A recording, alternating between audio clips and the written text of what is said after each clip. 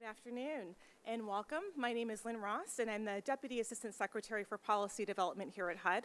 And I'm so thrilled to have so many of you with us here at headquarters and also want to welcome folks who are joining us via webcast. I think I also speak for all of my HUD colleagues when I say that we are very happy to be at today's event as well. So happy new fiscal year, yay. As usual, we're going to start today's quarterly update hearing from Kevin Kane, who is PD&R's Chief Market Analyst. He's going to update us on U.S. housing market conditions from the second quarter of 2015. And then following Kevin, we'll turn to our panel discussion. So as an urban planner, I am very excited about today's discussion on partnering and planning for regional impact. This is also a very timely discussion because it is October 1st, so that means it is also National Community Planning Month. That is a real thing. At its best, the field of planning is about leveraging resources and empowered decision-making to create and sustain inclusive communities. And regional planning really has the ability to take that to scale. It fosters collaboration and facilitates discussions across local governments to deal with challenges that really go beyond the boundaries of any single community. So we're really excited to have a powerhouse panel to discuss this today, and it's going to be led by a woman who really needs no introduction, Harriet Tregoning. So what I will say about Harriet is that she is a very well-known leading thinker and doer when it comes to creating livable places. She's currently serving as HUD's Principal Deputy Assistant Secretary in the Office of Community Planning and Development, and immediately prior to that, led our Office of Economic Resilience. You're going to hear from a panel today that participated in grants that HUD issued in 2010 and 2011. HUD has really shown a commitment to regional planning, and today they're going to share with you evidence and experience from their work on those grants that I think makes a pretty compelling case for the power of planning and the power of partnerships across regions. And so with that, let me give you a little bit of housekeeping before Kevin joins us. I want to remind everyone that we are live tweeting this event, so if you are social media inclined, please follow us on Twitter and tag your own updates with PDR updates. If you are joining us via webcast, when we get to the Q&A, you're welcome to submit your questions via Twitter. Just make sure you use that tag.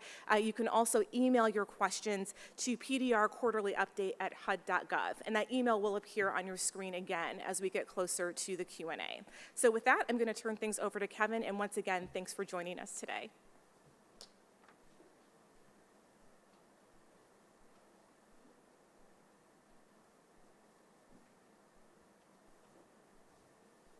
Thank you, Lynn. I was a little disappointed that Pope Francis left to head back to Rome on Sunday. He was supposed to join us, but I guess there were some scheduling issues. But apparently the Pope, he's a big fan of our quarterly briefings. Before I begin, as always, I'd like to thank Randall Goodnight and Wendy Ip, who put together all the maps that you'll see this afternoon. Note about the maps, the color themes of the maps are all the same, where brown indicates worse off conditions or declines in a variable, and blue indicates better conditions or increases. First, we're going to discuss the nation's economy, then we'll look at the sales and rental markets across the country. The first figure shows the year-over-year percentage change in non-farm payrolls since 2005, looking at both the 12-month and 3-month moving averages through June of 2015. Non-farm payrolls are a measure of the number of jobs in the economy. The 12-month average is shown in blue, and the 3-month average is shown in red. During the 12 months ending in June 2015, non-farm payrolls averaged 141 million jobs. This was up 2.2%, or 3 million jobs, compared with a rate of 1.8% a year ago. The 3-month average through June was also up by 2.2% from a year ago. Total job gains were led by the professional and business services sector, which added 685,000 jobs. This was an increase of 3.6% from a year ago. And the fastest rate of growth occurred in the construction subsector, which was up by 4.5%, or 279,000 jobs. For the 17th consecutive quarter, every region in the country added jobs relative to a year ago. You can see the entire country shown in blue. The year-over-year rate for the nation during the second quarter was 2.2%. This was up from a rate of 1.9% a year ago and down slightly from an increase of 2.3% that we experienced in the first quarter. The 4 regions in the darker blue grew at a rate that was faster than the national average. You can see that's in the southeast and the western regions. Growth was strongest in the Northwest at 3.3%, and this is the second quarter in a row where the rate of growth in the Northwest has been above 3%. Compared with the year-over-year growth rates during the same quarter last year, the rates of growth were up in 7 regions and they were down in 3 regions, all of which had significant declines in the mining and logging subsector. The largest overall job gains occurred in the Northwest, which rate went from 2.1 to 3.3%, and in the Pacific, where the rate went from 2.4 to 2.9%. The national unemployment rate was 5.3% during the second quarter. This was down from 6.1% a year ago. The 7 regions in blue had a rate that was less than or equal to the national rate, led by the Rocky Mountains at 3.9%. The 3 regions in brown had a higher rate than the national average, led by the Pacific at 6.1%. And on a state level, unemployment rates ranged from 2.7% in Nebraska to a high of 7.1% in West Virginia. On a national level, the unemployment rate was down by 0.8 percentage points from last year. The unemployment rate declined in every region of the country, once again the whole nation shown in blue. The 4 regions in darker blue declined faster than the national average decline, led by New England, which was down by 1.2 percentage points. Unemployment rates declined in 45 states, including the District of Columbia, and it was led by a decline in Rhode Island, which was down by 2 percentage points. Let me give an overview of current housing market conditions. Sales market conditions remain relatively balanced throughout most of the country. And just as a bit of background, balanced conditions exist when the quantity of housing supplied equals the quantity demanded. Soft markets occur when the quantity of housing supplied exceeds the quantity demanded and we have a housing surplus. And tight markets occur when demand exceeds supply and we have a shortage. All 3 home price indices show that home sales prices continue to increase during the second quarter, with rates of gain remaining relatively stable compared with the previous quarter. Home sales increased by 3% during the 12 months ending in June 2015. That's based on CoreLogic data. This is after a 1% decline that we saw last quarter.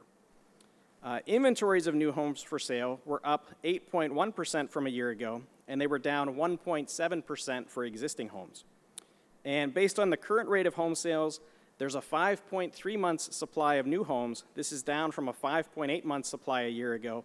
And there's a 4.9 months supply of existing homes, which is down from a 5.5 month supply a year ago. The sales vacancy rate was 1.8% in the second quarter, down from 1.9% a year ago. All regions of the country have rental markets that are tight or have slightly tight conditions.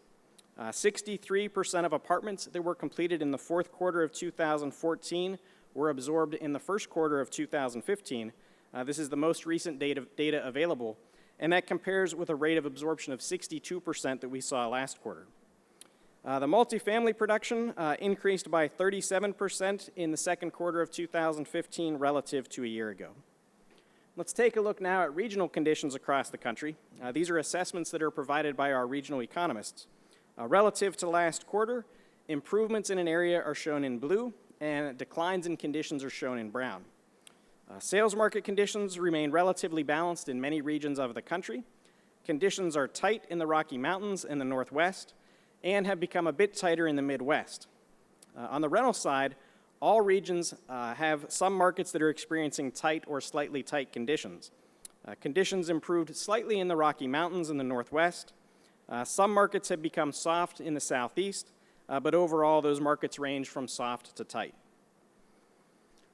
This next figure shows the year-over-year change in home prices on a monthly basis. All 3 indices have shown year-over-year price increases since early 2012.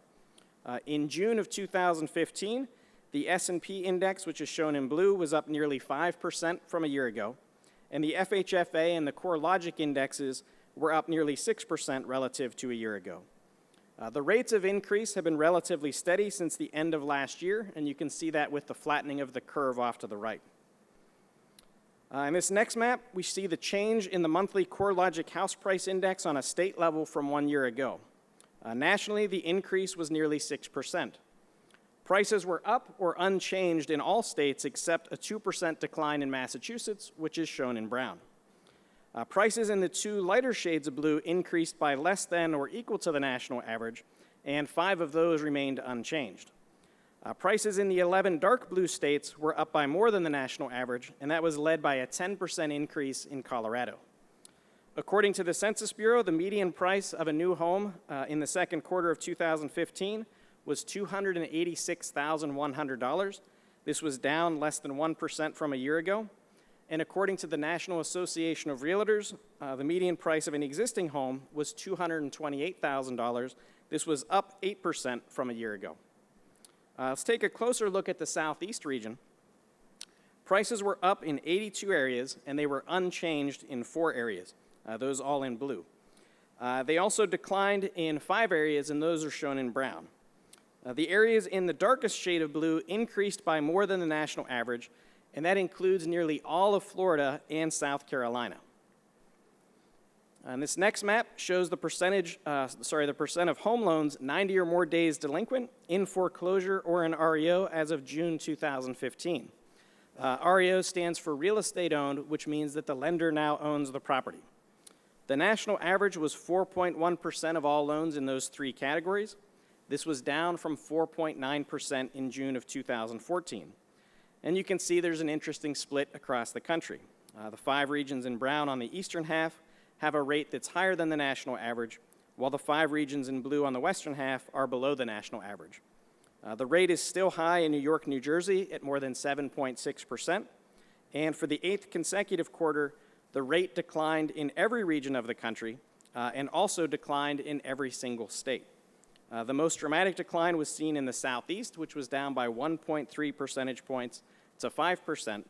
This was led by a 2.6 percentage point decline in the state of Florida. The rate also declined 0.9 percentage points in the New York, New Jersey region from a year ago. The decline in New York, New Jersey was helped by a 29% increase in REO sales. And just to put that in perspective, REO sales were down across most of the country, most of those declines by double digits. Based on CoreLogic data, new and existing home sales were up by 3% relative to last year. This reverses the trend of a slight year-over-year decline in sales for the previous 3 quarters.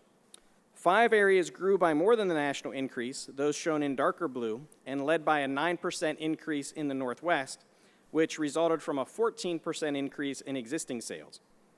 Sales remained unchanged in New England and the Southwest, and declined slightly in the Pacific and the New York regions, those both shown in brown.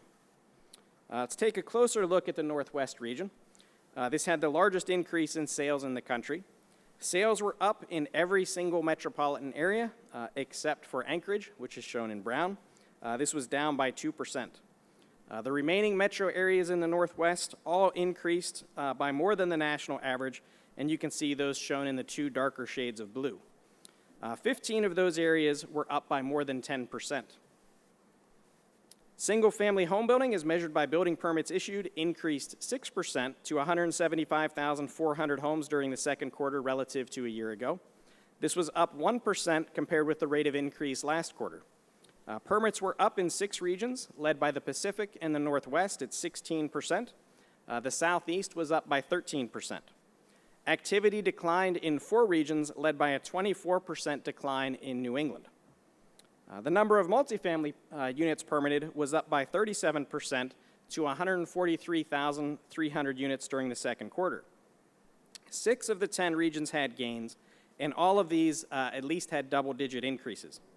The largest increase by far was in the New York, New Jersey region, where the number of multifamily units permitted was up by over 300%. You might ask, why was that the case? This was largely due to increases in New York City, where builders were trying to get permits before the 421A property tax exemption program expired. This was set to expire at the end of June, and even though the June deadline has passed, the program is still going through some political hurdles at the moment. In New York City alone, there was 43,700 units permitted in the second quarter, and this compares with 9,300 units a year ago. This next map shows the change in vacancy rates across the country. Not a lot of excitement going here on the vacancy rate side. According to Reese data, the national vacancy rate was unchanged in the second quarter relative to a year ago at 4.2%. Rates were down slightly in the brown regions, all by 1/10 of a percentage point, and they were up or unchanged in the blue regions. Gains were highest in New England at 0.9 percentage points and the Rocky Mountains at 0.7 percentage points. And according to Reis data, which covers 275 market areas, vacancy rates were down in 168 market areas, they were up in 91 areas, and they were unchanged in 16 areas. And there were 11 areas across the country that had a decline in the vacancy rate of 2 percentage points or more. According to the Census Bureau, for the entire U.S., the rental vacancy rate was 7.3% in the second quarter. This was down from 8.1% a year ago. Let's take a closer look at the New York, New Jersey region. The regional vacancy rate there was 3.2%. This was tied with the Pacific for the lowest vacancy rate in the country. This map shows the vacancy rates of 14 metropolitan areas relative to the national rate. The 12 areas in the 2 shades of brown had a lower rate than the national average, and the 2 areas in blue had a higher rate. Of note, New York City vacancy rate is 2.7%, and it's going to be interesting to see that as all those units that were permitted start to get built and come online, what impact that's going to have on the New York City vacancy rate. Vacancy rates ranged from a low of 2.2% in Ithaca to a high of 6.3% in Atlantic City. On the rental side, rents were up by 3.6% nationally, according to Reis, from the second quarter of 2015. That compares with an increase of 3.3% last quarter. Rents grew in all regions of the country, and you can see the entire country shown in blue. The 6 regions in darker blue increased faster than the national average, led for the 3rd consecutive quarter by the Rocky Mountains, which were up by 5.1%, where rental markets are tight. The average market rent in the second quarter for the 275 areas covered by Reis was $1,194. Rents increased in 266 out of the 275 areas. They were down in 7 areas and unchanged in 2 areas. 46 areas increased by more than the national average. Let's take a closer look at the Pacific region, where regional rent growth was 3.9%. Rents in the second quarter were up in 34 of the 35 metropolitan areas, all shown in blue. The 11 areas in the darkest shade of blue were up by more than the national average. Some notable areas include San Jose, which was up by 7.4% and was the highest increase in the region. San Francisco was up by 7.1%, Phoenix up 3.8%, and Los Angeles up 2.9%. In our discussion of regional planning this afternoon, our team put together a map showing the Sustainable Communities Regional Planning Grant Awards for fiscal year 2010 and 2011 by state. This was the most recent data that was available for us. Nearly $171 million was awarded during this time. States in red did not receive an award, and those in the darkest shade of blue received the highest amount, led by Florida at nearly $12 million and California over $10 million. So it's going to be interesting to hear from our panel this afternoon about how some of these funds are being used to help redevelop communities. In summary, year-over-year job growth for the second quarter was 2.2%. Sales markets remain relatively balanced throughout much of the country. Price gains remain relatively stable compared with last quarter, and total sales increased by 3%. Rental market conditions remain tight or slightly tight in many markets around the country, and rents are continuing to rise while vacancy rates remained unchanged compared with a year ago. For additional information, please go to the U.S. Housing Market Conditions website, which is now on huduser.gov. You can talk with your local regional or field economists, or feel free to contact me. So at this time now, I'd like to hand things over to Harriet Tregoning, who will lead our panel discussion.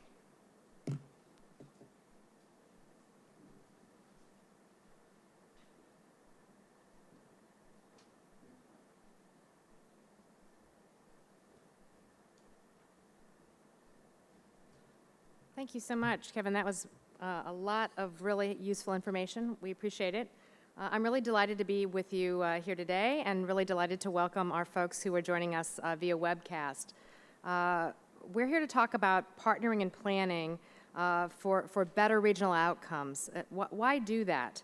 I think all of us would admit that even working across programs is difficult within an agency, much less working across jurisdictional boundaries. Why would anyone take on the brain damage and the difficulty of trying to do that? I think the answer lies in the nature of the problems that we're facing in our country. So many of our problems and challenges really occur at the regional scale. Here in the Washington region now, we're kind of anxiously anticipating whether Hurricane Joaquin is going to hit our shores, and we know that if it does make landfall here on the East Coast, it's not going to just affect one jurisdiction. It's going to impact a very large geography, and the ability of the communities in that large geography to cooperate with each other and coordinate with each other might have a very big impact on how well the response goes to that hurricane and how long it takes to actually recover from its effects. The same is true to address other common problems. Transportation systems are regional. They exist to serve housing markets and job markets, which are also regional. Yet we're really organized in a very different way in our country, and it makes the solution to those problems much more difficult because we rarely have the regional organizations that enable us to address it. Interestingly enough, HUD has a very long and important history in supporting regional planning and development efforts. The Housing Act of 1954 included something called Section 701, Comprehensive Planning Assistance Grants, that helped to create some of the very first regional planning organizations that ever existed in our country, many of which are still standing today in the form of councils of governments. That 701 planning grant program supported the development of comprehensive plans for both urban and rural areas. They were awarded to multi-purpose regional planning agencies, cities, counties, and states to help build their local technical capacity and coordinate planning efforts around housing, transportation, land use, and the management of natural resources. Back in 1977, a couple of decades later, we created the Urban Development Action Grant Program, UDAG, which was the cornerstone of President Carter's national urban policy. That program encouraged the private sector to take part in the revitalization of distressed cities by investing in physical development projects that would create jobs and ignite local economic activity. And a lot of the work that UDAG did ended up affecting communities across entire regions. These programs set important precedents for encouraging local flexibility to craft revitalization strategies, to create partnerships between the public sector, the private sector, and among governments at different scales, and to make transformative improvements in struggling cities and towns. Both of these programs went away by the end of the 1980s, and the Sustainable Communities Initiative that was launched in 2010 was really a revival of HUD's work in this important area. $170 million was granted in fiscal years 2010 and 2011 to 74 different regions across the country. These grants were for regions to prepare plans that integrated housing, land use, economic and workforce development, transportation and infrastructure investments that were intended to address economic competitiveness and revitalization, social equity, inclusion, and access to opportunity, energy use and climate change, and public health and environmental impacts. These were grants that we hadn't done in a very long time, and we were really thrilled to see so much competition from all across the country for places that came in for those grants. There was a lot of interest in regional planning. One of the great things that also came out of the regional planning grants, and we have a great panel today that are going to talk about their own experience, is that we asked the grantees to pilot something that we called a Fair Housing and Equity Assessment. Pilot for what, you say? Pilot for a rule that became affirmatively furthering for housing. So we had 70 different pilots across the country where people looked at data and maps of disparities in their communities. They certainly looked at housing disparities, but many of them looked at access to transportation, differences in educational outcomes, differences in health outcomes, crime, the quality of neighborhoods. So they used local data and national data to try to figure out what those disparities were, publish maps that showed those disparities in very graphic form, and in so many cases really galvanized communities to act based on that information. And I know our panelists are going to share some of their stories here today. So we're going to get right to our panel. And I'd love to take a moment and just introduce who will be joining us and ask them to come up to the stage. We're really thrilled to be joined by three folks who have had great experience in regional planning. Karen Chappell is the professor of city and regional planning at the University of California, Berkeley. Karen specializes in housing, community, and economic development, as well as in regional planning.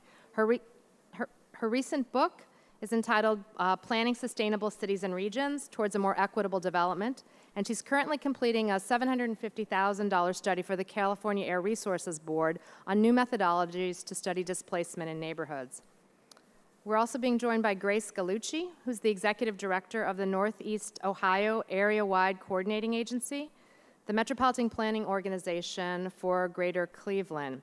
MPOs are responsible for transportation planning and allocating resources, and Grace helps to do that for a 5-county region. She has nearly 25 years of experience in the finance and planning fields with transportation, including high-ranking positions with the Chicago Regional Transportation Authority and the Greater Cleveland Regional Transit Authority. She was actually also appointed by Transportation Secretary Ray LaHood to the U.S. Department of Transportation's Transportation Review Advisory Committee for Safety. She holds a Master's of Science degree in Urban Studies from Cleveland State and a Master of Public Administration from the University of Dayton.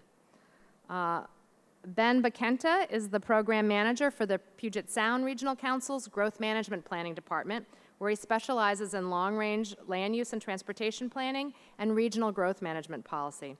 Ben managed the Central Puget Sound region's award-winning Growing Transit Community Strategy and oversaw the development of Vision 2040's regional growth strategy.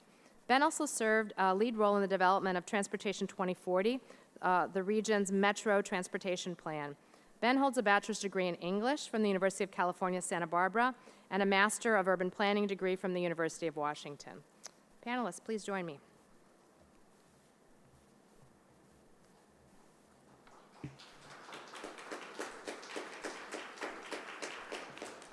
So each of our panelists are going to begin with a presentation just for 5 minutes or so, and then we're going to have a moderated discussion. So I would just ask you to also start preparing your questions now, because we will be turning it over to the audience to get your questions and hear more from our panelists. Thank you.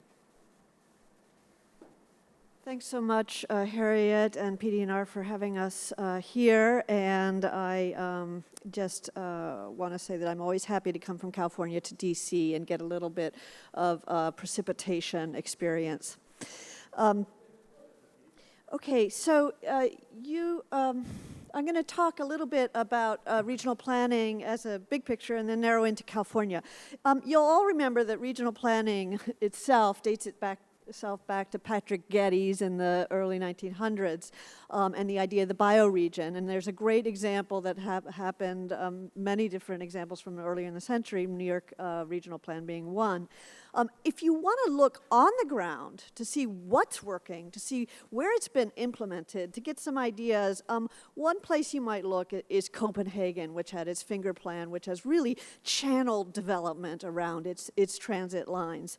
And if you're interested in the future, you might want to look at other areas of the world. Bogota and other Latin American cities are doing their own regional plans right now. Australia is as well. China has some as well. In my book, I look at regional planning around the world, and nearly every megacity in the world is doing a regional plan right now or has done one recently. That's why it's so, what happened here, starting in 2010 with the Sustainable Communities Initiative, the SCI Regional Planning Grant Program, is so remarkable and so important. And this is the early report we did on it.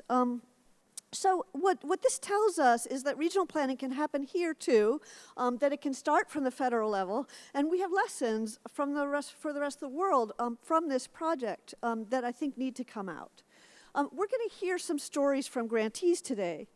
But it's really quite extraordinary to think about all the regions that applied, and that was our first report on the project. 350 applications from almost 300 regions. And look at the diversity of applicants. In our research, we wanted to understand how it was that such a diverse group of regions came together under this big tent called sustainability. In part, it was because each region felt like it could define its own focus. And so we found that there were 6 different definitions of sustainability that were driving the work. And one was a conventional one from the United Nations, the idea that development that meets the needs of the present without compromising the ability of the future, the classic idea of sustainability. Another idea that came up in a lot of the applications was simply the 3E concept, that we need to link economy, equity, and environment. But also you saw regions emphasizing the environment simply as their definition of sustainability was greening the environment. Others really focused on location efficiency, maximizing returns to infrastructure investment. There was another set of regions that talked about livability and quality of life. Another set talked about inclusion. And all of these are issues, as Harriet said, that need solving at the regional scale. So one of the points that I've tried to make in my research is that the idea of regional planning has the potential to cut across ideologies. That if we get the framing right, and if we let the regions do some of their own framing, as this program did so brilliantly, we can actually have a very widespread bipartisan movement. And we're hoping to do more research on this in the future. I want to talk for the rest of my time about California, which benefits from a state regulatory framework that supports sustainability planning. So it's a case where about what we can accomplish if we get the institutions aligned well, or well enough, because California still needs some help. Planning in California is still going through some growing pains. We had focused on suburbs for a long time. Now we have to deal with a housing crisis and need to how to build more equitable cities. In the 2040 Plan Bay Area, there's a proposal to put 80% of the new residents and 70% of the new jobs in 5% of the land area by 2040. And this was their sustainable community strategy. They got an SCI grant for this. And this was the organizational structure, which was actually impossibly complicated. But their proposal was to deal with regional economic growth and inequality. We linked this to some work, leveraged some work we were already doing with the Air Resources Board on displacement and how it's related to rising land prices around transit. There were 2 products that were specifically from the SCI work that we did, and this was with the MTC. Case studies and an online interactive map so that we could make our data accessible to communities. And this site is still getting thousands of hits a week, and you can take a look. I see I'm out of time, but you can take a look at our research findings about where displacement is happening in relation to transit investment. And it's not all in gentrifying areas. It's actually all over the region. So where does this story end up? Because of the SCI grant, there's now tremendous pressure on MTC, our regional MPO in the Bay Area, to make sure that whenever it builds a transit line, or even just a pedestrian improvement, it checks to make sure it's not exacerbating displacement. Now that's an outcome, and it will be exciting to look in all these regions to see the outcomes as they're unfolding over the years to come. Thank you.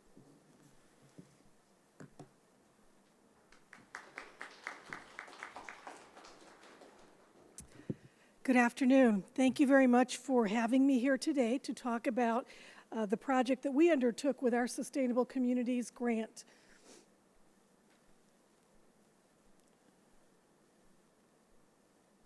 As this is going on, or as it's getting on, there we go. We could spend, or I could spend probably hours talking about this project, but since I only have 5 minutes, I'll move right to the point. What is Vibrant Neo 2040? And 2040 was a 3-year plan planning process across 12 counties in Northeast Ohio. The land area is about the size of Connecticut. It includes Cleveland, Akron, Canton, and Youngstown. It was really about a framework to create a more vibrant, resilient, and sustainable Northeast Ohio. And again, it was made possible by the Partnership for Sustainable Communities Initiative grant from HUD, which we thank you for. We asked ourselves, where are we currently heading as a region? That was the initial question, even before we got the grant. That was the question that we asked ourselves for the application process. And as we really tried to answer it, truthfully, it wasn't a good place. We then wanted to use the scenario planning process and the visioning process to take us through the trend scenario, alternative scenarios, and ultimately the regional vision. We asked ourselves then, where do we want to be in 2040? So if we don't like where we are, where do we want to be? Then how do we get there? Again, I want to emphasize that we really used the scenario planning process to its utmost. We had a trend scenario, a grow the same scenario, a grow differently scenario, and then ultimately the one that we chose was a do things differently scenario. The scenario summaries were all data-driven. They had information that spoke to population, employment, new housing types, abandoned housing, outward migration, transit usage, housing near transit usage, et cetera. I make this point to stress that it was data-driven. It was fact-based.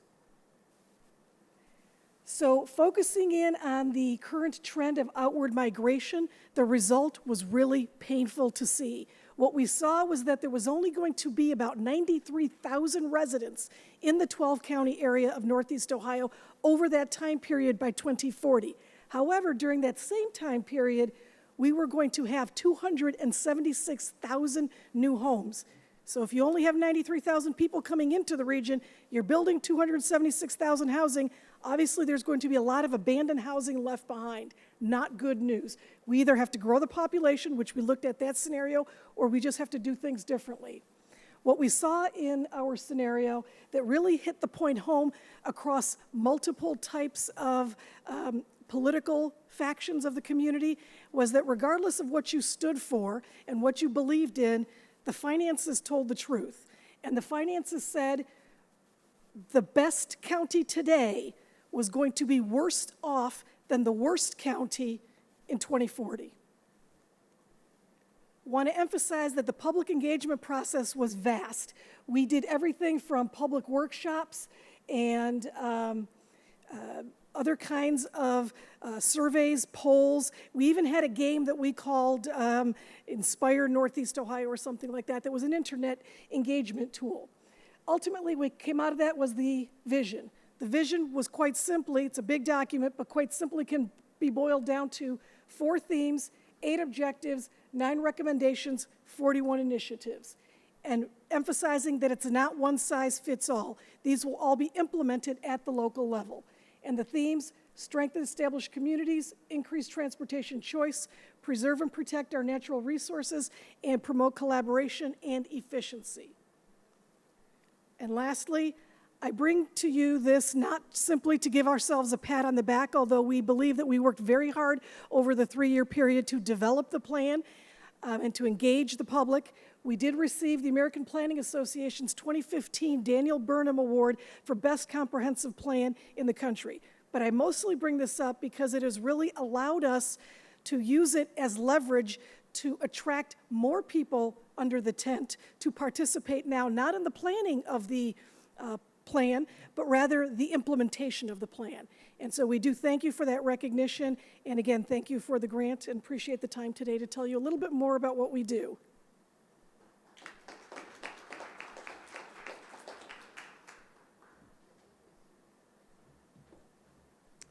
So hello, excuse me, I'm Ben Bekenta, Program Manager for Growth Management at the Puget Sound Regional Council. I'm from the Central Puget Sound region, which is the Seattle metropolitan area, and we entered into the planning under the Sustainable Communities Initiative in the other category of grants. So we already had a regional plan for sustainable development, and HUD made available funds also to regions who wanted assistance and some resources to help implement existing plans. And so that's what we did from 2010 through early 2014. So a little bit about the Central Puget Sound region. I guess Connecticut is a common size because our region also is about the same size as the state of Connecticut, about 6,300 square miles. Importantly, only 1,000 square miles of our region is urban. We have, as I'll speak more in a moment about, a designated urban growth area outside of which you can't extend urban services or develop at urban densities. So the rest of our region, the vast majority of our region, is designated natural resource lands. Those are forests and farms and mineral resource lands. 4 counties, 82 cities and towns. So we coordinate all of those jurisdictions as the Metropolitan Planning Organization, but we also have responsibility under our State Growth Management Act to do regional land use planning for the same boundaries. So I mentioned we had a plan for sustainable development. We call it Vision 2040. We adopted it in 2008. It's actually the second version of a regional plan. We had a Vision 2020 plan prior to that, but as we got closer to 2020, we had to update that. We have a State Growth Management Act, and I can't emphasize enough how important that has been to foster regional planning, coordinated planning, and sustainability planning in the state of Washington. Our region is called out in the state statute in particular to develop a regional plan with planning policies that coordinate the local comprehensive plans and development regulations of our 82 cities and towns and 4 counties. So there are some direct requirements from the state that we implement through coordination of our jurisdictions.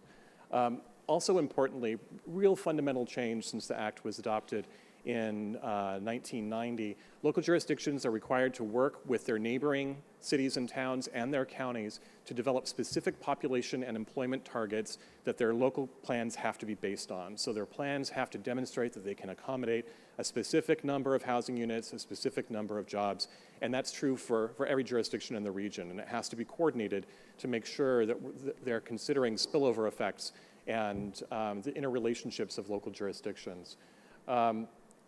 Importantly as well, it's an environmentally focused Growth Management Act, and so explicitly there are requirements to adopt critical areas ordinances, so regulations that protect a whole host of environmentally critical areas, as well as permanent designation of natural resource lands like forests and farms.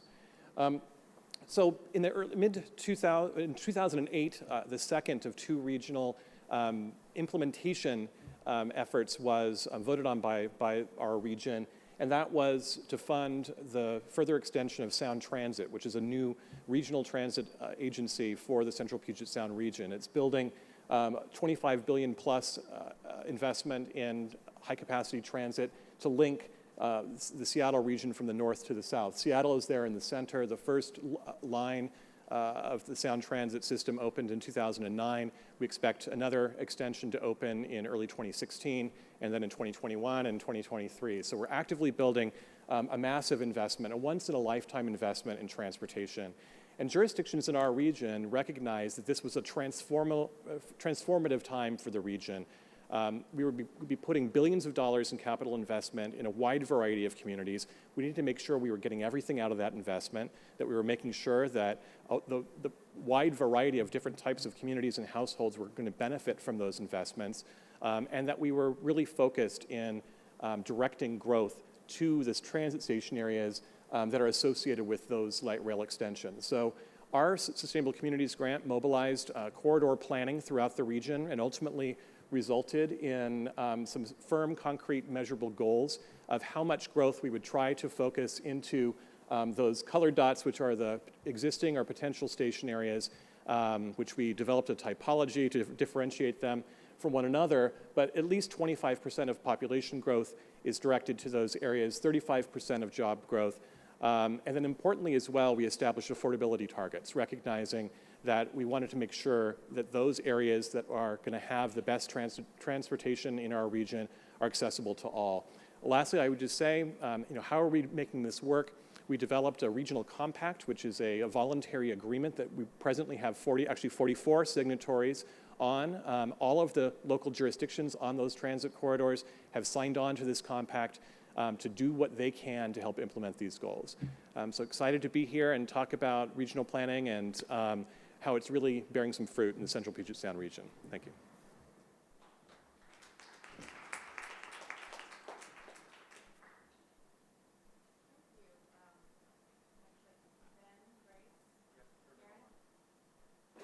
Thank you, Ben, Grace, and Karen. That was a great overview of your efforts. Something struck me about what each of you said. I could ask you, what was it that gave rise to your regional collaboration efforts? It might have been the hundreds of millions of dollars that HUD put out. But what you all actually raised another issue in your presentations. You talked about things that gave your efforts urgency, right? That there was something happening in your region that if you missed that opportunity, that there would be dreadful consequences. So can you talk more about the role of urgency in a regional plan and how you used that data, that information, as well as the support from HUD to bring people together to address something that you clearly thought was urgent?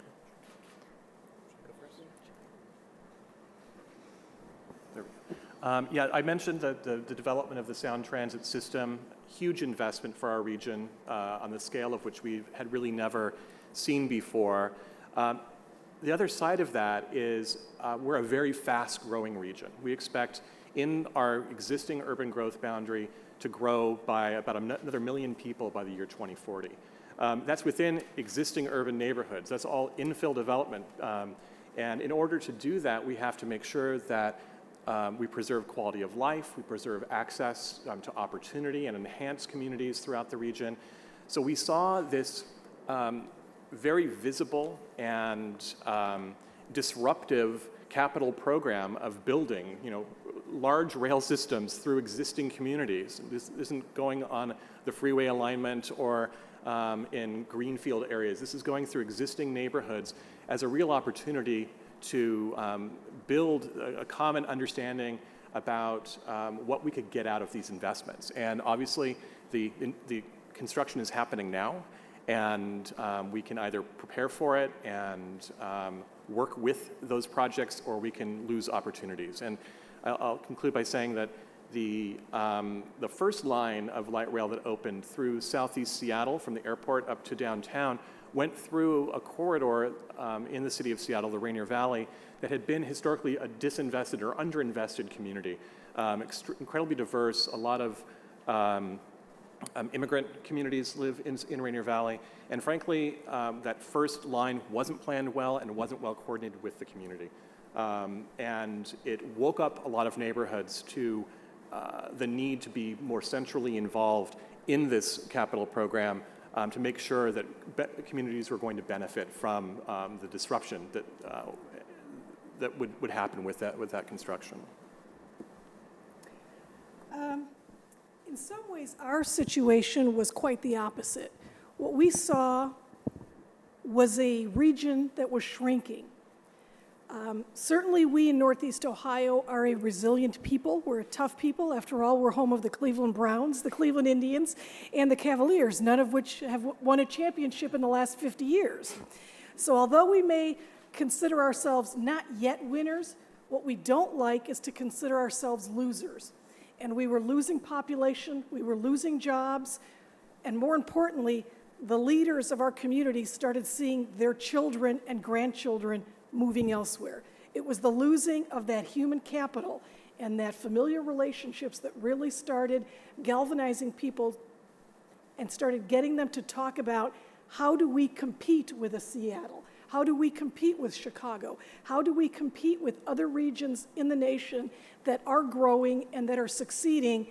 How do we do it? Well, we certainly don't do it by what we've been doing in the past, so we have to change. And the Sustainable Communities Initiative gave us that opportunity to explore a different way of doing business. I think it's important to remember that collaboration comes from multiple sources, and so crisis is a big piece of it in the East Coast and the West Coast. The housing crisis, and not just the peak, but the bust, too, has pushed collaboration. But in California, that happened within a state framework, within state mandates for reducing greenhouse gas emissions. And so that then forced cities to act. The carrot, of course, of federal money made a lot of different actors come to the table who would not have otherwise. And it's important to realize, too, that in many of the SCI regions, the ones that are doing the best are those that have tried for 30 years to do some sort of regional planning. So they've laid the groundwork, they've laid the relationships, and so what HUD did was really catalyze that process. So let me just ask you, what business does the federal government have, trying to get you to do a very unnatural act, which is to collaborate across jurisdictional boundaries? If our constitutional founders thought it was such a great idea, wouldn't they have written it into the Constitution? Instead, we have the nation, we have states. We don't really say anything about regions. So, tell me, why should the federal government be encouraging this? And I will say that almost none of our federal agencies have prohibitions against it. Some even encourage regional collaboration, but there's not a lot that we actively do, like give grants to help make it happen. Should we be doing more of it, or should we stay out of it? I'd say that in our region, I mentioned the planning history that we're operating under, but also back in the early 2000s, we have a lot of important companies that are located in the Pacific Northwest. One of them that has transformed and sustained the region over a long time is the Boeing Corporation. And back in the early 2000s, Boeing was looking globally at where it would locate the final assembly of the 777 new aircraft. And they weren't looking at cities. They weren't looking at countries necessarily. They were looking at regions around the world. And as the negotiations and various things that took place as Boeing made its decision to locate the final assembly for it to remain in our region, it woke us up and made us recognize that we were competing with this Helsinki metropolitan area, with Copenhagen, with cities in South Korea and in Asia. And so that, I think, is one of the reasons that the federal government should be concerned about the health of the nation's regions. These are the economic powerhouses, largely, of the national economy. Most of the economic activity that happens in this country are in regions.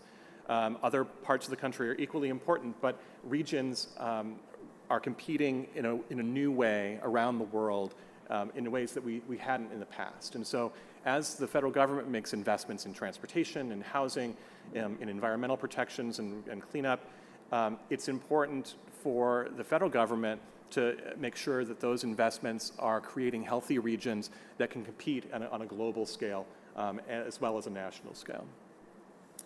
I would say that the federal government should be involved in support of collaboration amongst areas within a region precisely because there isn't an explicit governance for regions.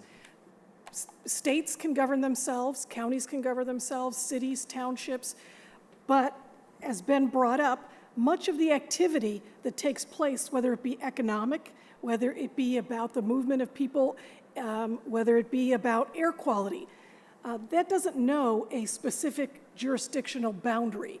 It is about a region. It's about something that is larger than the small local governments. Is important to include them, but does need to have some type of oversight or some type of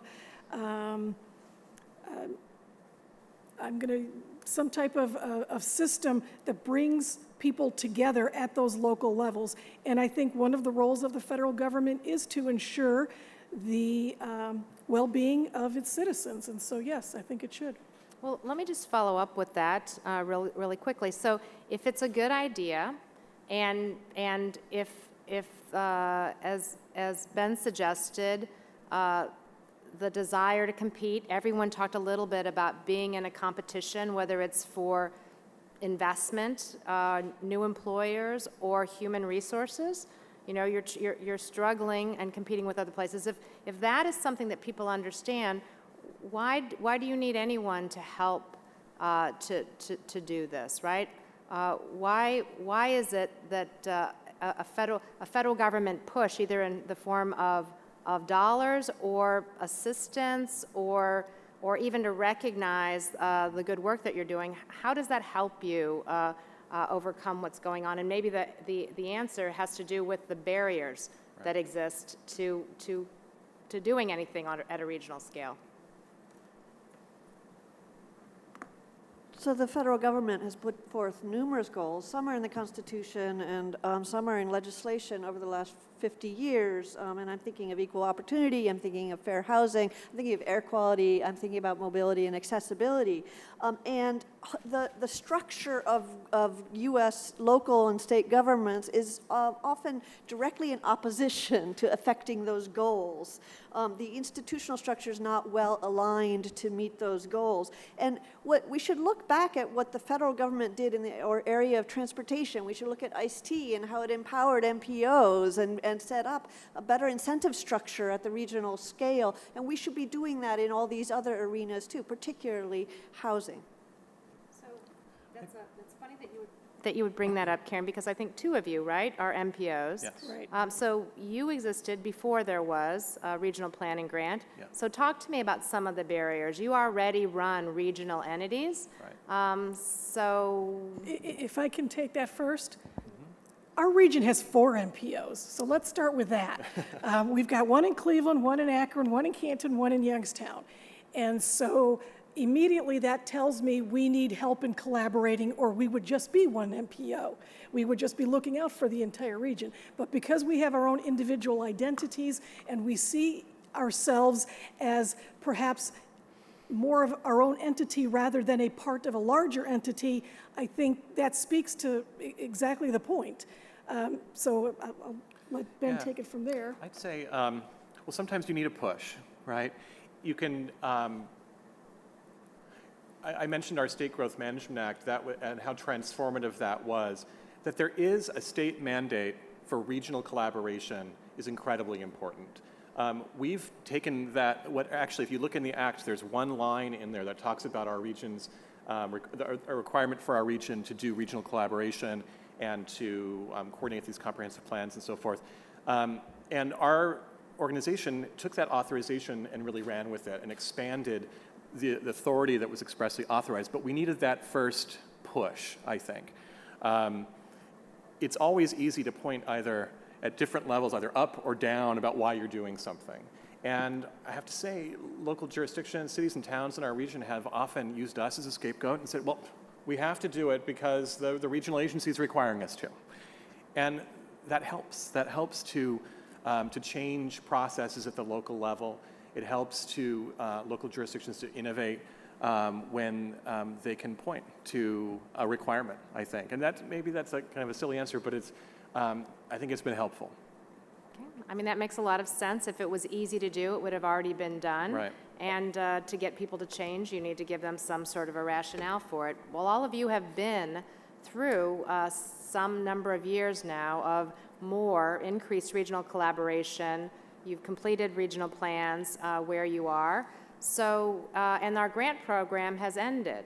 So if someone was thinking about trying to undertake the kind of endeavor that each of you have undertaken, what would you tell them about the lessons that you've learned and the benefits? You know, if you were trying to get someone to think about doing this who isn't going to have, you know, a $2 million federal grant, what can you tell them about what we might call the collaboration dividends that come from working together? Mm-hmm.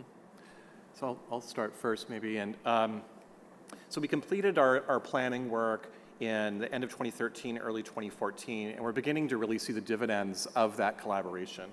As you all know, in order to get, say, certain transportation grants or other housing grants or even attract investment, oftentimes the criteria are designed in a way to favor projects that can show that it has been collaboration, that the approach is well thought through, that there are the right stakeholders involved, that the benefits are clearly understood.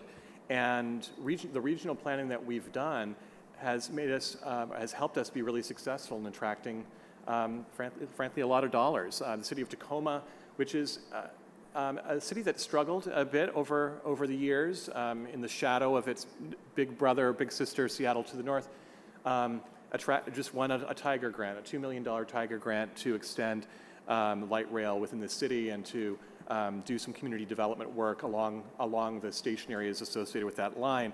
And FTA, in the announcement, cited the collaborative nature of the work as being one of the deciding factors. And then I'll mention one other example. We're in the midst of launching what's called a Regional Equitable Development Initiative Fund, a revolving loan fund that will make loans available to affordable housing developers, nonprofits in future or existing transit station areas.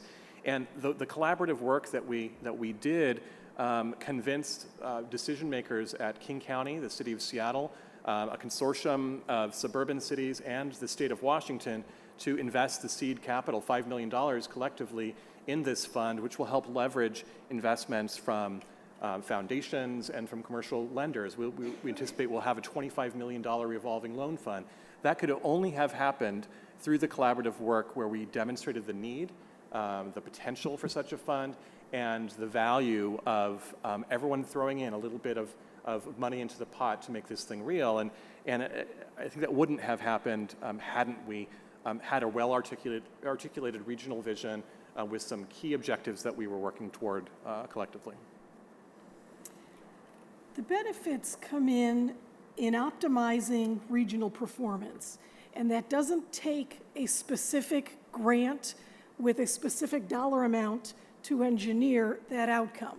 It is really about taking the existing resources at every level of government and the nonprofits or the philanthropy or even business in a community and channeling them towards a common goal. So in putting our plan together, we did have the involvement of multiple stakeholders. We probably could have and should have, in hindsight, involved business more. We are now trying to catch the business community up in the work that we did in developing the plan and trying to integrate them more into the next phase, which is to execute the plan or to implement the projects and the recommendations, the initiatives that are there. The planning process itself is more important in some ways than the actual plan.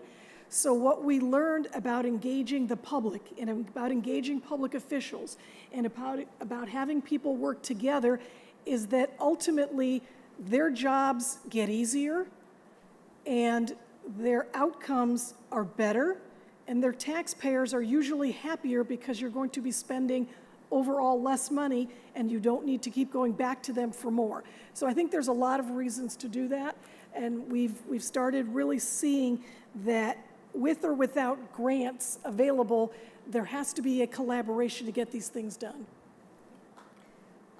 As a researcher, I'd like to emphasize the challenge of measuring these benefits that you all have described in measuring the dividend of collaboration. How do we do that? How do we count that? It's really, really hard, and our traditional evaluation mechanisms are not well configured to measure these outcomes.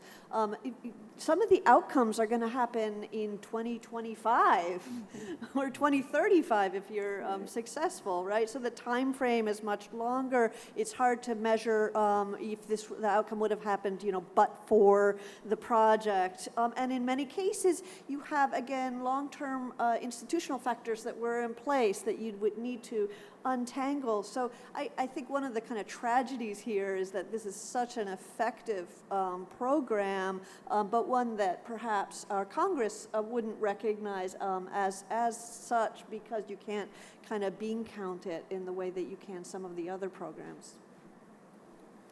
So it was great to hear folks talk about some of the benefits that they saw from collaboration. It sounds like if you had to do it all over again that you would do it. Tell me something that you would do differently, right?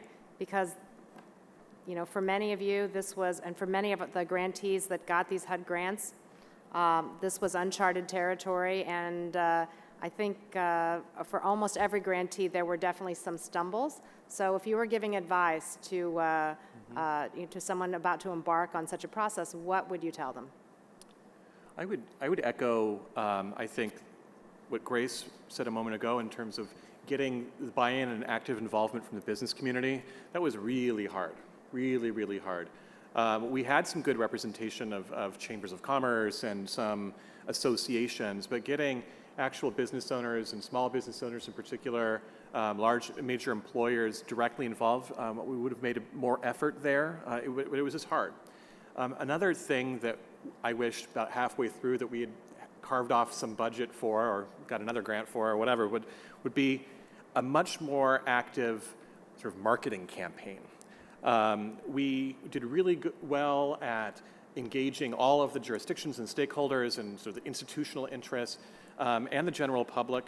But I think having something to afterwards, as an implementation step, really sell the plan and tell people over and over again, this is our vision, this is the direction we're going. Something as simple as, well, a big budget for TV commercials and print ads, something like that would have been really, I think, beneficial to help carry forward implementation and general acceptance and understanding of the vision that we developed. Other than to ensure that we engaged the business community, probably an area that we had difficulty with is we established a 501c3 to house the grant in the organization. And unfortunately, I think too much time and energy was probably spent on that up front. And so a good portion of the focus was on setting up a structure of an organization as opposed to moving forward with the actual collaboration. I agree with this issue of engaging the business community. Also, this idea that not enough funds, at least in the Bay Area case, were dedicated towards messaging, so that instead of having all coming together, you had the Tea Party and the left-wing advocates duking it out, which was really problematic. But I think the main learning I had was about implementation. That the Bay Area got an implementation grant, and then it proceeded to do a lot of studies. And I don't think studies are implementation. And so I think we really need to think about what we mean by implementation and how we can incentivize actual projects on the ground through these types of projects. I think that's an excellent point. One thing I wish we had done is if we could have carved off, or as part of our process, really carved off a piece of the competitive grants, and we tried, but we'd been successful in carving off some of our transportation grants to be specifically about implementing components of what was in the Growing Transit Community Strategy. Just having that direct connection to show people that you're following through, that it isn't simply a vision and a plan that you'll pay attention to for a year or two and then move on to the next thing. So having those implementation funds would have been a big improvement, I think, in the process. So it's becoming kind of more common planning practice to build implementation into the completion of a neighborhood plan. And so in the District of Columbia, one of the things we might have done is at the end of a planning process, painted a road tattoo to show where a new park or plaza might be, and then schedule some activities and events around it.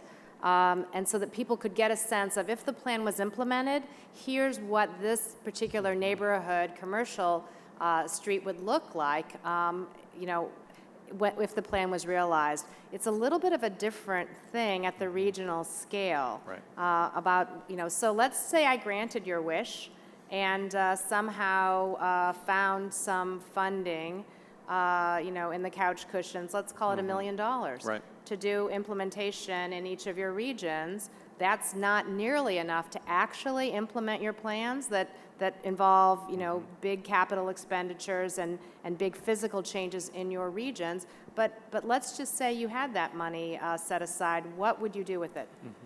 Well, first of all, I wouldn't turn the money away, but I would emphasize that, as you said, that's not going to be the silver bullet. And we're beginning the implementation process without funding by acting on the recommendations as independent organizations, as MPOs, as counties, as cities. What I would use the $1 million for is to support the work of the sort of the organization that remains, which is the convener of all the public and private entities.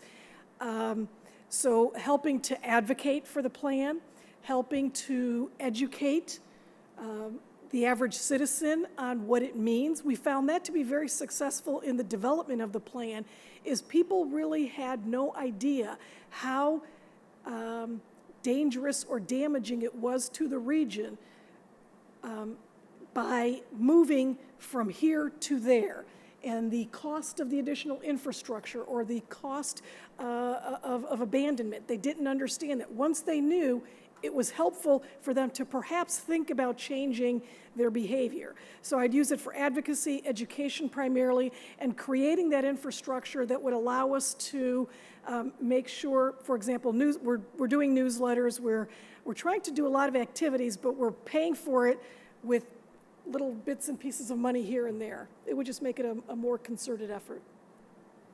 I would be more strategic, and I would give you, when HUD gives $1 million, they should use it for, to get regions to bust silos in their areas. So, so do implementation around, say, $100 million investment in a transit line that's already ongoing, you know, to link to the other types of environmental and transportation projects that are going on to show what could be done in regards to housing, you know, near these infrastructure projects. So forcing regions to be more strategic, I think HUD can do that. So, go ahead. I would just add that, you know, one thing that was a very successful component of our grant was we, about $1 million of our $5 million grant went to staffing and then directly resourcing community-based organizations. We gave out, in small grants, we gave out about almost $600,000 in small grants to help create community-based organizations that then worked with their local cities or with the transit agency. So basic organizing and capacity building. We got tremendous goodwill from that, tremendous value from it. We made connections that were ongoing. In fact, next week I have some community meetings on a different project that we tapped into those groups that we helped to fund and create throughout the region. And being able to give out that money to make those small grants, these were, you know, $10,000, $15,000 grants, to organizations was tremendously powerful, and it built relationships. It built local advocates that are working today with cities and with the transit agencies to get the outcomes they want at the local level. So they're doing the implementation, and I wish we could continue to build that capacity throughout our region. So you've all kind of touched on a fundamental problem with planning, that it's hard to definitively attribute a result to a plan, because plans aren't self-implementing, right? But if someone, Grace, who heard the presentation, saw the trend in Northeast Ohio, decided they're not going to move their home or their business further out, but instead stay where they are or move in, like, you may not know that it was because of your plan, because of the meeting that they attended. You know, Ben talked about the dozens and dozens of groups that either got started or really became proficient, you know, at community organizing and engaging what were often small, underrepresented groups of people who weren't engaged in decision-making in Puget Sound. Now they're doing things every day that's making a difference in their communities, but you know, the direct, you know, attribution is kind of hard to do. I mean, I have a colleague in planning who advises me that planners should shoot anything that flies and claim anything that falls, because it's also hard to show that it wasn't because of that. But Right. I think that people who are meticulous, and planners are sometimes very meticulous, that's kind of a hard thing to say. But What I will go back to is data. Many of you mentioned how you used data and information to really galvanize people to act, to create that sense of urgency. So in this planning process, what were the types of data that were different or new? And some of you also mentioned tools that you developed. Did you actually come up with new ways of doing things in this process that, that you're continuing to use or that others might find useful? So this is our displacement tool is an example of a direct outcome of this kind, and we decided to develop these interactive regional maps that any community can click on a census tract and see where it is in a stage of gentrification and or displacement or just exclusion, because many of them are just not letting in low-income households at all at this point.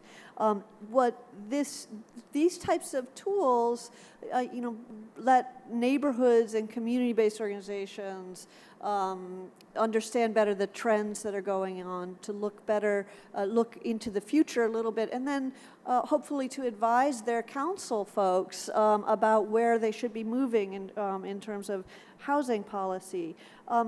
Another example is the displacement metric itself. MTC has tried, in its previous iterations of sustainable community strategies, has tried to measure displacement, didn't have a very good measure, it didn't really have a target built in, and as an outcome of this project, it will now have an ongoing target that will be to make sure there's zero displacement in areas with regional transit investment, or that displacement is cut in half. There's various levels of targets that are being discussed, and it's important to get these metrics in place now. As I said, these are very, very, very long-term impacts, and we're not going to understand those unless we start measuring them from day one. The baseline is the most important in a trend series. We had some of the same, the interactive mapping, the zoning all the way to the parcel level across 12 counties. We did some new things, like developed a tool that was a planning tool that we called Imagine My Neo, that allowed anybody to go into our system and sort of get a purse of coins and then allocate them to the different kind of things that they wanted to see how difficult decisions are at the highest or lowest levels of governments. So it allowed that. That was a pretty innovative tool that I think other communities could use to help them plan. But I think the key where I would say we were successful in developing something that could be used was just developing the platform for the collaboration. Again, it was being able to meet with the others on the team, going out there, talking to folks. And I can't stress that enough, that it's not about a project that is done here or done there, or it's not about just the information that you have or the credit that you want to take for something. It's really about a longer term and bigger picture. I'd add, in terms of data, we used some new data that we'd never used before at the MPO, the Regional Council, which was opportunity mapping. And so as part of the overall project, there was a requirement, actually, that we map areas of opportunity or that have less opportunity as part of the Fair Housing Equity Assessment that we did. But I think what was so useful with that tool, and for those of you who aren't familiar, we worked with the Kirwana Institute from The Ohio State University to develop a series of indices that looked at things like health outcomes, access, economic outcomes, quality of life, transportation, housing quality, and so forth. And using dozens of measures, index those, and we're able to map those at a fairly small scale throughout our region to show which areas were experiencing better outcomes than others.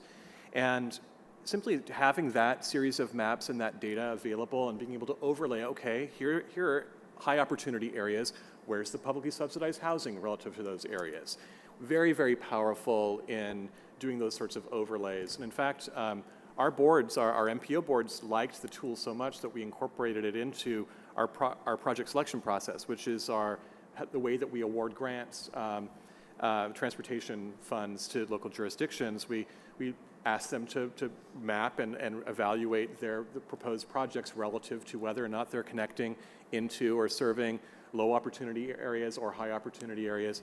And so that was something new. It gave us a new way of talking about the region, that you can see differential impacts and different outcomes that people are experiencing based on zip code, based on different parts of the region. And that, I think, changed a lot of conversations that we were having, simply having that data available. If I may add, I think another aspect of our work relative to data that was very important and I think made the difference in getting folks to buy into the importance of such a planning process was the aggregation of the financial data. So being able to assess what the tax burdens would be for individuals, individual communities, and how that would be impacting the region and specifically the individual counties, because you have one of the counties in my region is one of the richest in the country, consistently shows up as the top 10. What do they care?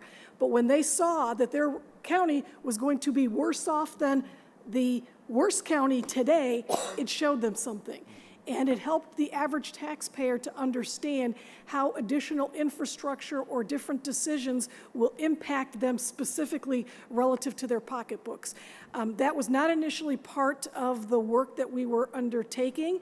It is something that I have a business background, and one of the things when I came into the project said we absolutely have to show the financial impact. It is the only way businesses will respond. It is the only way many of our constituents will respond. And I think that was a great exercise. Ben mentioned the Fair Housing and Equity Assessment that Puget Sound did, and I think as most of the people here at HUD know, and a lot of the people listening, that we recently published a regulation called Affirmatively Furthering Fair Housing. It's been in the works for more than 4 years here at HUD, and it basically is intended to give guidance to our HUD grantees about how to implement a provision, a requirement that's part of the Fair Housing Act, so that dates back to the 1960s. And one of the real features is exactly what Ben described, a very extensive use of data and mapping to graphically show disparities in communities. And I'd be interested to kind of hear more about how people reacted, if they were surprised by this information, that in some ways everyone is living in a community where they have a perception about the kind of place that they live, right? I think one of the big things that all of us learned growing up in the United States is that we're the land of opportunity. Our secretary, Julian Castro, calls HUD the Department of Opportunity. And when you look at even in your own community, in a place where you think, oh, there's lots of there are lots of ways through hard work and education that everybody, no matter how humble their beginnings, can absolutely rise, and then see what might be generational pockets of segregation by race and income with the mapping that shows you that, in fact, there are many, many people that are so isolated from the everyday things that enable people to get ahead, jobs or education, or reasonable health care, transportation access. I'd be interested to hear more about whether people were surprised in your region and what was the nature of the kind of actions that they wanted to take. You talked about one example. Are there other things? Well, I would say they were very surprised. I mean, Seattle is known as a wealthy, growing part of the country, very progressive and politically progressive and liberal, with a lot of great social service programs and a lot of great things going on. And when they saw these pretty stark maps about, okay, who the wealth and the opportunity that we know is in the region, who is actually accessing that? Where, and very, very clear geographic areas in our region were not seeing the benefits that the region as a whole. When you look at the big regional scale, wow, we're doing great. You saw the data earlier today in terms of the Northwest, Pacific Northwest, and housing starts and unemployment rates and so forth. But when you were able to say, wait, these neighborhoods are not benefiting, it opened a lot of eyes. I think folks just weren't aware. In terms of what we want to do with that information, I mentioned that we're using it to evaluate transportation grants, but we don't have it figured out in terms of the new affirmatively furthering fair housing regulation, how regional analysis will support the 14 different entitlement jurisdictions that are operating in our region. And it's an area where, frankly, we could use another push, a requirement that regions do regional analyses would be helpful. Right now, it's easy to just look at the existing requirements and pursue with the status quo and recognize that regional analysis is important and useful, but not required. So we're at a bit of a tipping point, I think, and another push would be helpful. We should talk after about Yeah. how we might be able to push you, but especially in places that have had a track record of doing it regionally and having some results regionally, I'm almost surprised to hear that people are thinking about not submitting a regional AFFH. I mean, for every individual jurisdiction, it's going to be a requirement to do the analysis regionally, but think of all the money people would save if they just did one. True. Instead of 14. That's true. The question is, who coordinates that? Who has the mandate to do that coordination? And local governments are still pretty strapped in our region from the recession. The private sector has bounced back tremendously. Local governments are doing more with less resources. And we don't have the mandate as the regional council or the MPO to do that sort of coordination. We could if our elected officials instructed us to do so. But there become color of money issues in terms of who, what branch of the federal government is actually funding our activities, and so forth. But let's talk more about it later because we some should. ideas would be really helpful.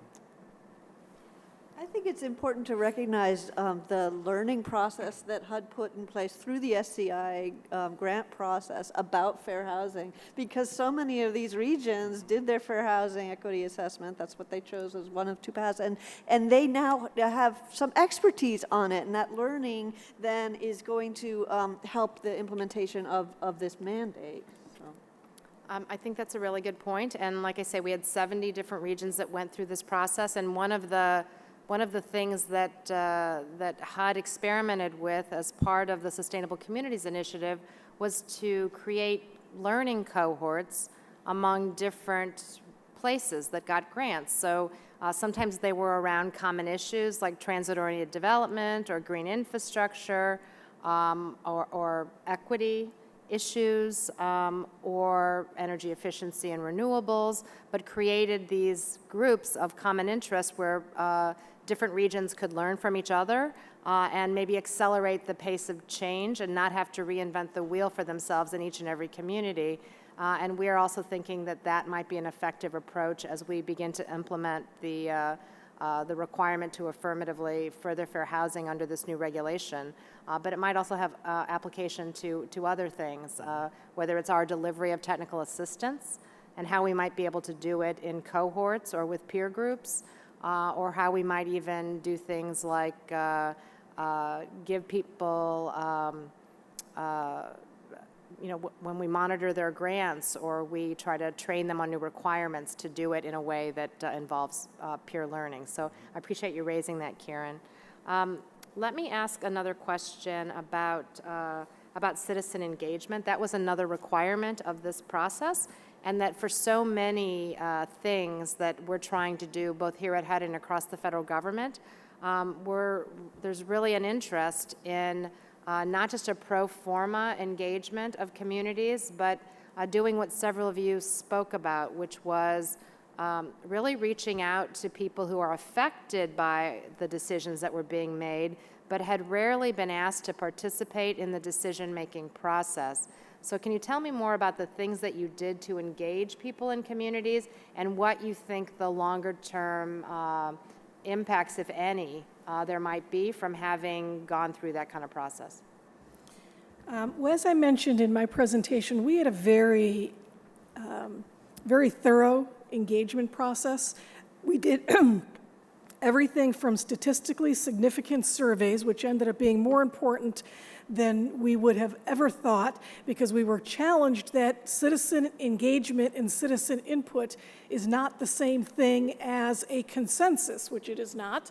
But yet this helped to determine that even the outcomes of the input and engagement was really the same as what we found in our surveys. But we did workshops, town halls, caucuses and work streams, the online game I mentioned.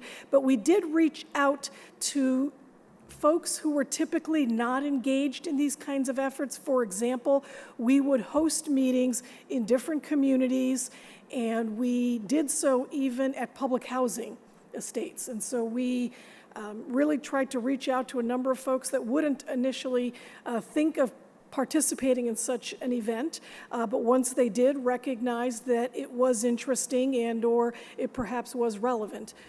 So I think, Yeah. was that the?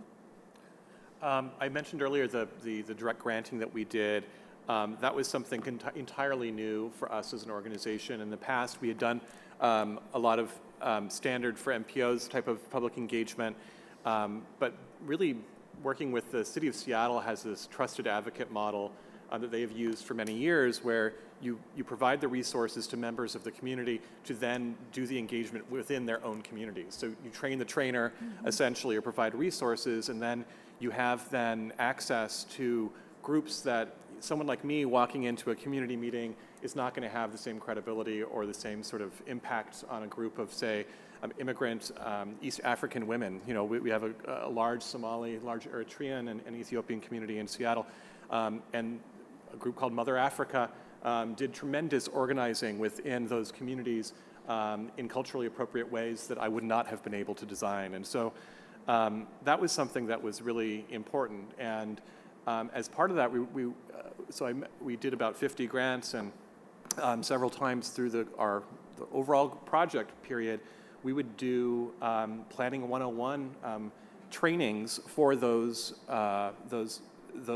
outreach folks to simply explain in really common terms, what is regional planning? How do you impact decision making? How does a regional plan relate to a local zoning code? Those things that most people just don't know. And so we were able to offer our expertise in that setting, and then launch folks to go do that direct engagement. And so that was it was different. We wish we had resources to do more of it. We're going to explore doing more of it as we do other plan updates, but that was an important tool that we used. In the Bay Area, the citizen engagement component focused on capacity building, and particularly in housing and economic opportunity CBOs. The unfortunate result of this, and I think MTC and ABAG staff would admit this at this point, is that it focused engagement on the core of the region, and the voices that were left out were the suburbs and the small businesses. And so that's going to be the hard piece in the future, is making sure all those different voices are heard. So I'm going to pause now and see if we have any questions either from our audience, things that you would like to ask the panel, or see if we have anything online, questions from our online audience. So we do have at least one question here in the room, please. If you could identify yourself. Mark Schroeder, PDNR. Grace, I want to talk about the main takeaway from your plan, which is that the inner cities are going to have to make it easier and cheaper to infill, and the suburbs are going to have to make it more costly and more difficult. Have you seen those things happening since the plan came out? I don't know if I would phrase it exactly the same way you did, but yes, we have seen some substantial investment or reinvestment in what we referred to as the legacy cities. So not necessarily the core of the region, which would be the city of Cleveland, but also some of the communities in our smaller counties or our smaller towns, but yet communities that have been there for 100 years. We are seeing that at the MPO level with transportation investments. We are seeing that throughout the region as we talk about things like sewering and other kinds of infrastructure needs. So yeah, I would say that we are seeing that. And the point, or the big theme, the overarching theme of our work showed that we need to invest in the existing communities. Hi, Maria Zimmerman with MC Strategies. And this grant program was part of the larger federal partnership for sustainability, which was really trying to bust those silos across federal agencies. And so I'd be curious to hear from your experiences in what ways perhaps you saw that federal coordination in the work that you were trying to do, and even more interested to hear what would be on your wish list for those agencies to help you implement beyond money, because I know you want money, but what really could be useful to continue that coordination and that different way of partnership from the federal government? So I'll start. So Region 10 is our region, the Pacific Northwest, and the interagency partnership in Region 10 it still exists. It was pretty strong, and they were strongly engaged in our work. The regional administrators met regularly, and we would brief them, and so they still are engaged in some of the implementation work that we're doing. We meet with them frequently. I think that, well, yeah, other than money is always good, but the places where we saw the need for some greater alignment was in some of the rulemaking and some of the flexibility in terms of the types of projects that might be eligible under certain grant programs. Who needs to be involved? How are they evaluated? Are the same metrics being used across agencies? And so, is credit being given for coordinating this transportation project with this housing investment or this environmental project? So I think, we eagerly awaited at the MPO the extra points for Tiger and for other grants that we see in preferred sustainability status communities. Never really materialized, although we were told just write it in your application anyway, and they'll look at that, right? They'll consider it as a soft scoring measure. But yeah, the flexibility and greater consistency in rules, criteria, and regulations would be really helpful. For us, I think we have had tremendous support by all three of the agencies, USDOT, US EPA, and HUD, not only in our work for this grant, but in our work in general. But what I will say is that because we are not the mega city, I think that would be Chicago, and I did feel much more important and needed when I worked in Chicago in some of that realm. But it would be helpful to have more staff, which I know that there's a limit to that, but technical assistance and other kinds of support at the local level, and not just for the MPO. The MPOs, we actually have generally very strong staff. We're technically capable, but a lot of the communities do not, and they really could use some of that assistance, some of that reassurance, some of that validation from the federal government, which is another reason to say that, yes, the federal government should be involved in these kinds of things, because it is a level of sort of an approval that gives them the ability to move forward on some of these issues. So I think it's very important for us to understand, since we don't have explicit regional policies in general, we need to really think about implicit regional policies and take advantage of all the different rulemaking that's going on, different types of legislation that have impact on regions, and for instance, coal burning, power plants. That's a regional program implicitly, and so when we design rules that have regional effects, we need to take the opportunity to link to these collaborations that are already in place to deal with regional issues. So I'm going to give you a warning that I'm not going to let you off with a vague rules, rulemaking, and flexibility, that I want each of you to give me a specific thing that, again, if you had, like your magic $1 million, a specific thing, if you could change it tomorrow in a federal rule, or requirement that you would change it tomorrow? So keep thinking, and we'll have the next question. Michael. Okay.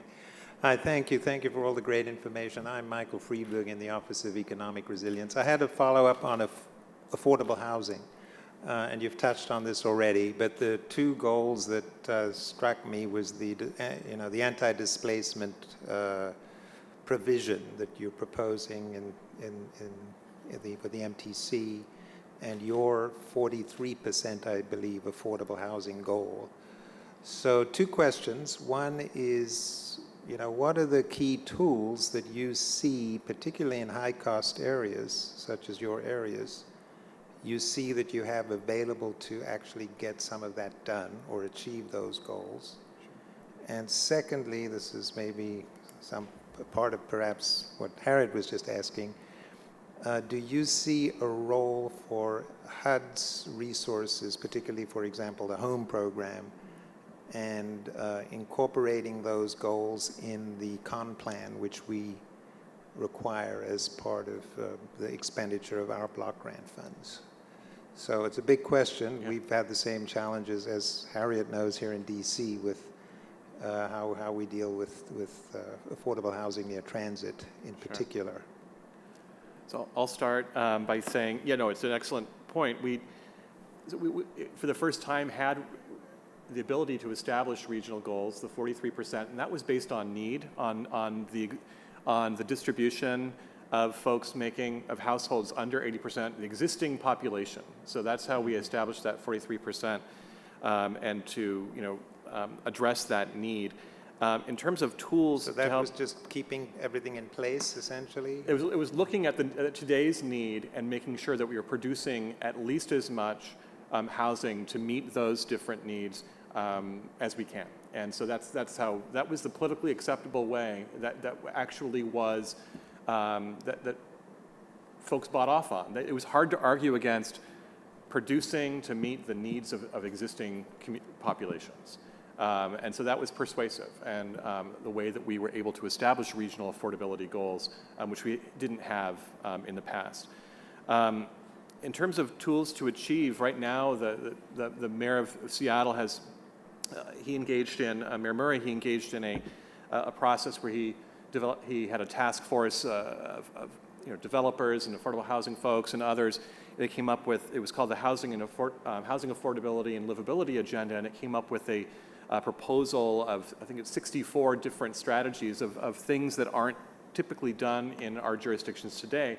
Things like inclusionary zoning, linkage fees, which require developers to contribute a specified amount into an affordable housing fund, increasing the Seattle Housing Levy. We do a levy every several years where we make public resources available for affordability, and there are 60-something other specific recommendations, a lot of them regulatory, that we think will be helpful. And as Seattle adopts those rules and shows that they can be done, those sorts of programs, we will be encouraging other jurisdictions to do so as well. And the last piece I would mention, I made a brief reference to it earlier, I think, is the Regional Equitable Development Initiative Revolving Loan Fund, a new specific tool that makes property acquisition loans available to nonprofit housing developers specifically to build projects in transit station areas.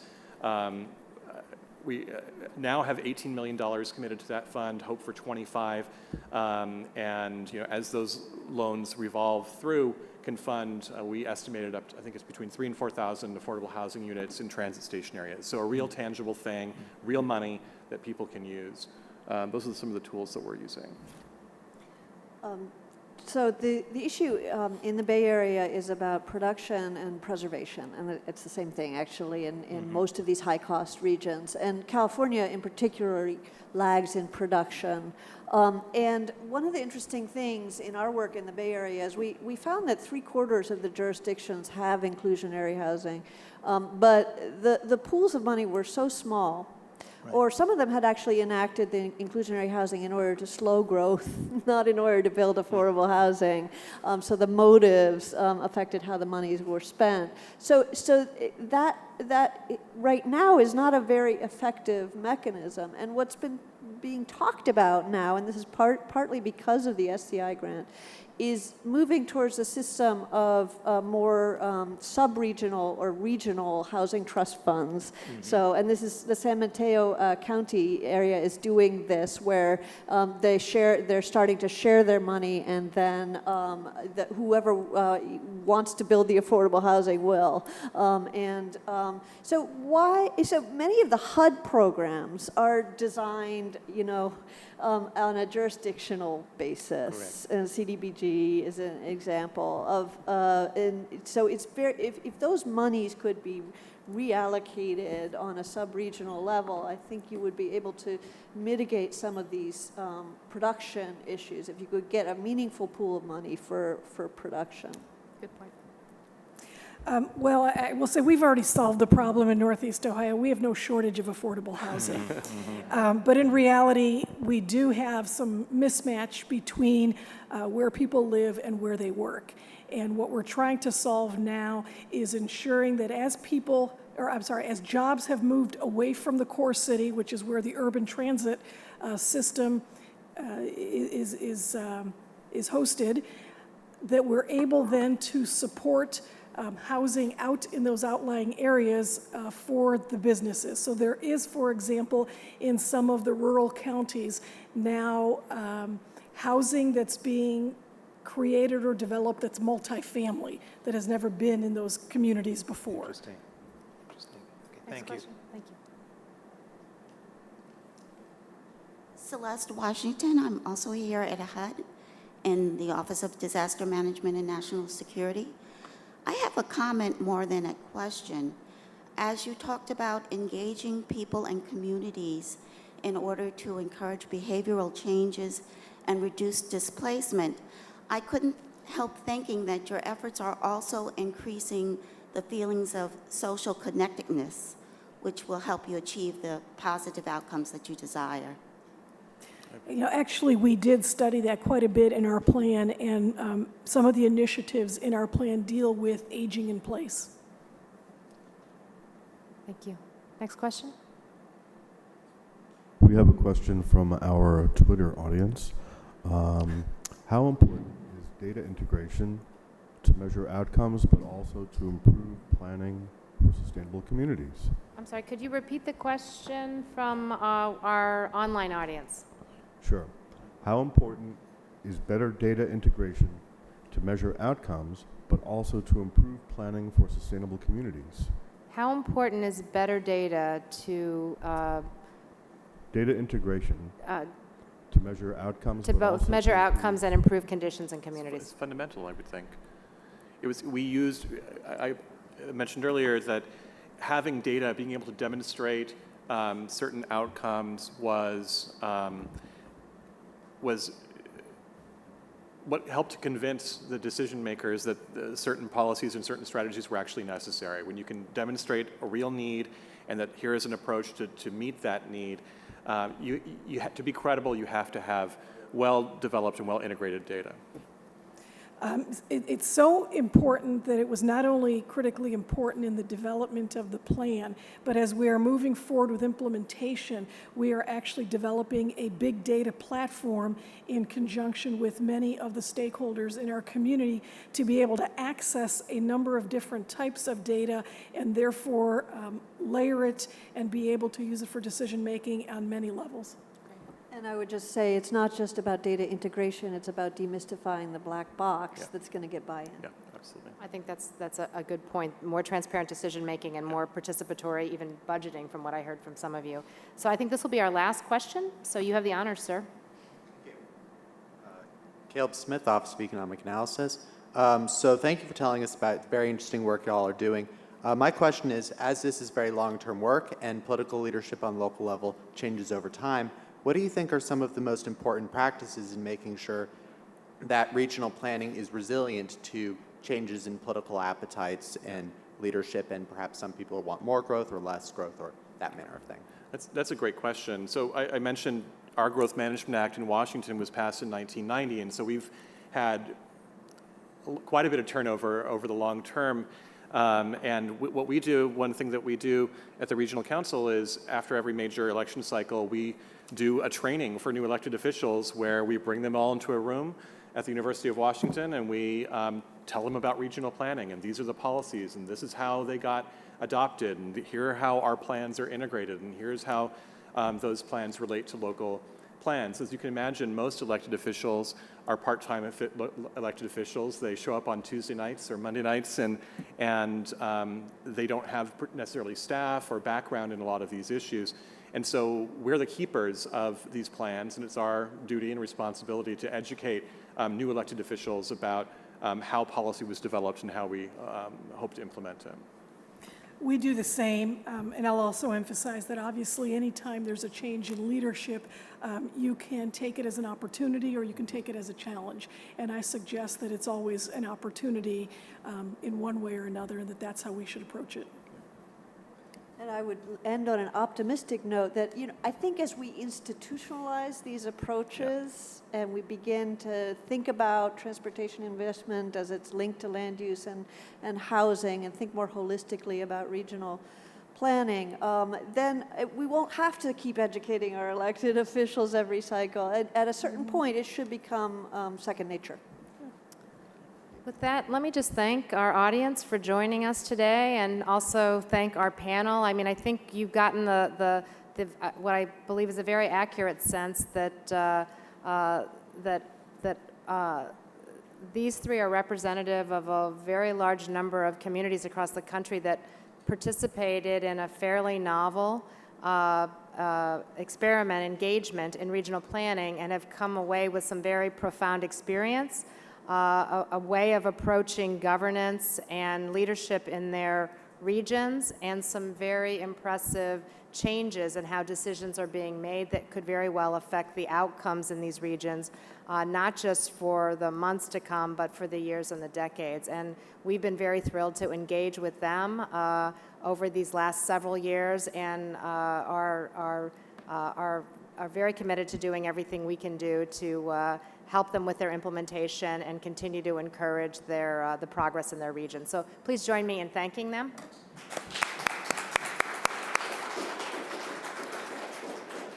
I will just mention that the next program will be in January on the 12th on the upcoming book, HUD at 50, Creating Pathways to Opportunity. We are going to be joined by authors of that book. And Erica Pothig, now at Urban Institute, will be our moderator. I hope you'll join us in January. Thank you.